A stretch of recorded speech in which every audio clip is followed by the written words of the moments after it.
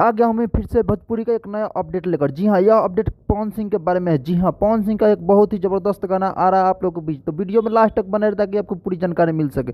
तो नमस्कार दोस्तों, कैसे आप लोग? उम्मीद करता हूँ ठीक होंगे। आज मैं बात करने वाला हूँ पावर स्टार पवन सिंह के नया गाने के बारे में। जी हाँ, पावर स्टार पवन सिंह का नया गाना, बहुत ही जबरदस्त गाना, बहुत ही जल्द आप लोगों के बीच आने वाला है। तो इससे पहले आप मेरे चैनल पर नए हैं तो चैनल को सब्सक्राइब कर दे, वीडियो को लाइक कर दे। तो मैं आपको बता दूं कि पवन सिंह का गाना पांचे के नाचे यह बहुत ही जबरदस्त गाना है। जी हाँ, गाने का बोल है पांचे के नाचे यह बहुत ही जबरदस्त गाना आप लोगों के बीच आ रहा है बहुत ही जल्द। अभी अभी इस गाने का पोस्टर रिलीज किया गया है। जी हाँ, यह गाना वेब म्यूजिक के ऑफिशियल यूट्यूब चैनल पे आएगा। यह गाना 1 या 2 दिन में रिलीज कर दिया जाएगा। जी हाँ, बहुत ही बवाल गाना होने वाला है यह पांचे के नाचे यह। जी हाँ, पवन सिंह का यह गाना बहुत ही जबरदस्त बवाल करने वाला है।